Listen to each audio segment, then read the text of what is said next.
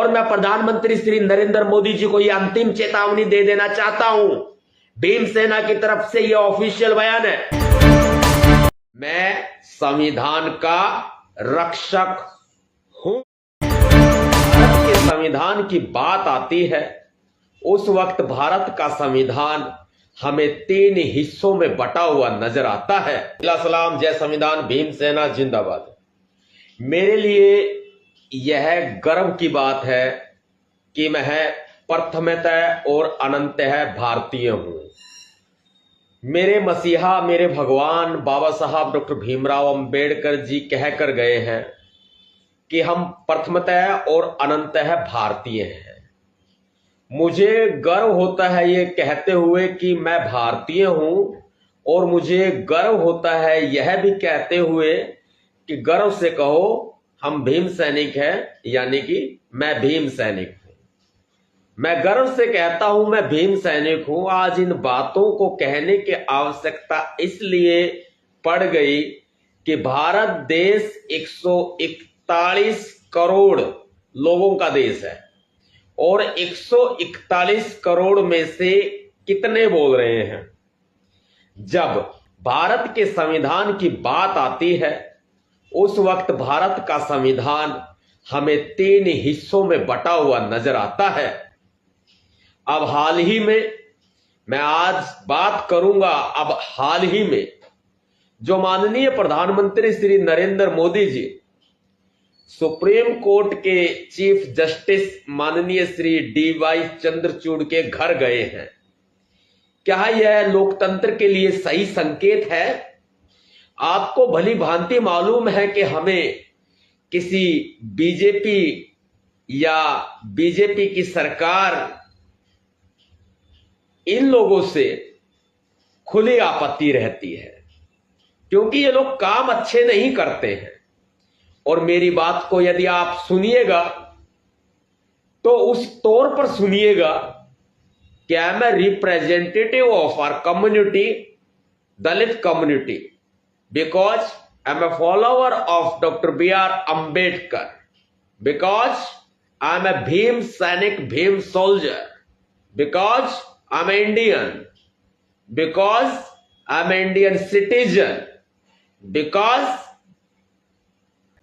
मैं संविधान का रक्षक हूं, मैं लोकतंत्र का पहरेदार हूं।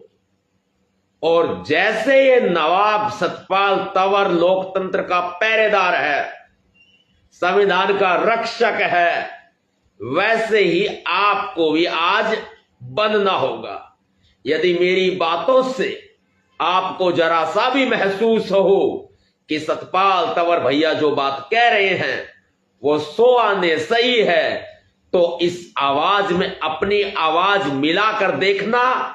जो आवाज आएगी इस मुलाकात से वो लोकतंत्र की आवाज होगी।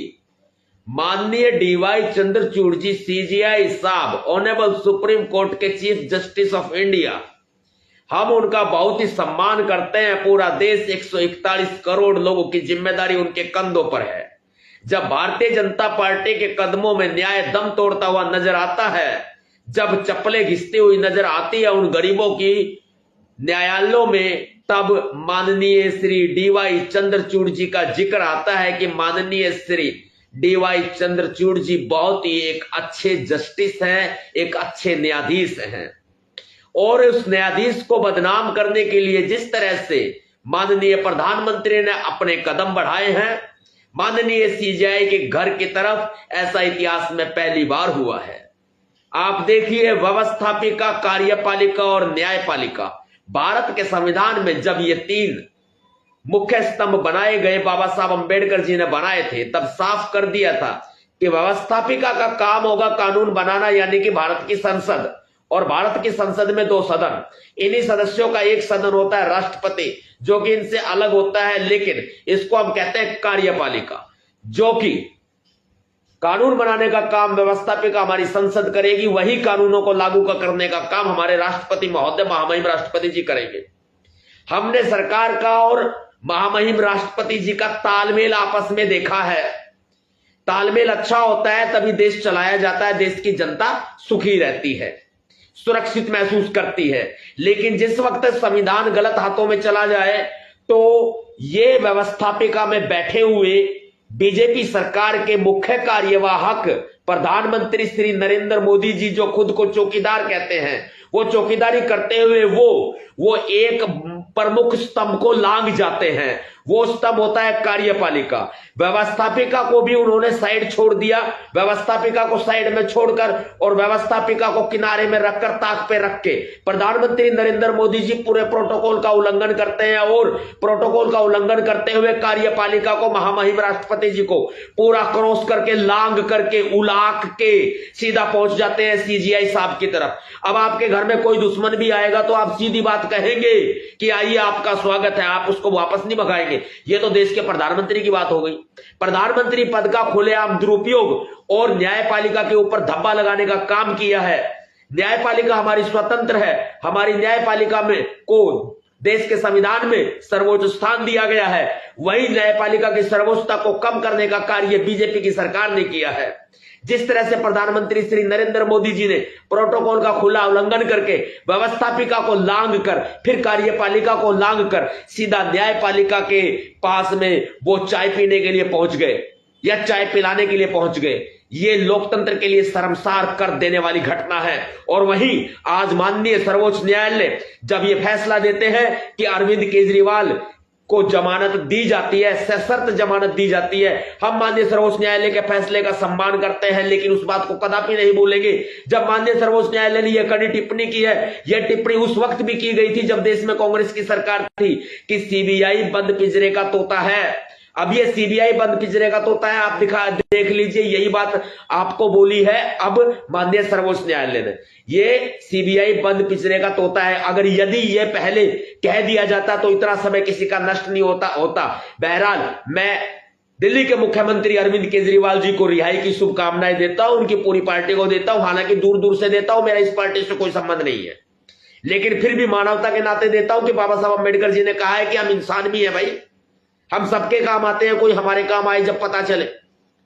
सबसे बड़ी बात यह है कि माननीय सर्वोच्च न्यायालय की जो प्राथमिकता को, सर्वोच्चता को कम करने का कार्य किया है और देश के मुख्य न्यायाधीश को जो उन्होंने छोटा बनाने का कार्य किया है, हम इसकी कड़ी निंदा करते हैं।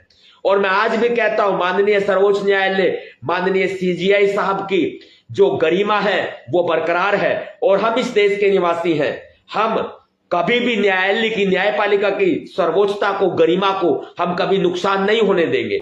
और मैं प्रधानमंत्री श्री नरेंद्र मोदी जी को यह अंतिम चेतावनी दे देना चाहता हूं, भीमसेना की तरफ से यह ऑफिशियल बयान है कि प्रधानमंत्री श्री नरेंद्र मोदी जी अपने घर में रहो या अपने कार्यकर्ताओं के पास जाओ या संसद में जाओ, आपकी मर्जी, वो आपका अधिकार क्षेत्र है। यदि आपने भारत की न्यायपालिका में घुसपैठ करने की कोशिश की तो भीमसेना कतई चुप नहीं रहेगी, ये आपको खुली चेतावनी भी है।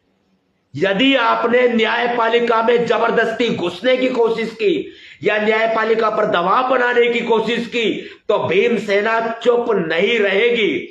हम भीम सैनिक पूरे तरह से तैयार हैं कि हम आपको गलत तरीका नहीं अपनाने देंगे। ये लोकतंत्र है और लोकतंत्र में यदि आप कोई भी गलत काम करेंगे तो भारत के संविधान ने हमें आपकी आलोचना करने का खुला अधिकार दिया है। हम आपको कोई गलत कोट नहीं कर रहे, लेकिन हम आपको ये इशारा भी कर रहे हैं और आपको ये बता भी रहे हैं, आपको ज्ञान नहीं है तो आपको ज्ञान भी दे रहे हैं। यदि आप स्कूल गए होते और दिल्ली यूनिवर्सिटी की फर्जी डिग्री ना लाए होते तो आज आपको मालूम चल जाता कि इतिहास में पहली बार कोई किसी चीफ जस्टिस के यहां जाकर के जबरदस्ती घुस के अपना फोटो सेशन करता है। माननीय सीजीआई साहब का मैं बहुत बहुत धन्यवाद व्यक्त करता हूं। उनकी वॉल से, उनके किसी अकाउंट से या सुप्रीम कोर्ट के किसी अकाउंट से कोई पोस्ट नहीं की गई, लेकिन प्रधानमंत्री नरेंद्र मोदी जी ने पूरी गरिमा को, प्रधानमंत्री पद की भी गरिमा को पैरों में तले रोते हुए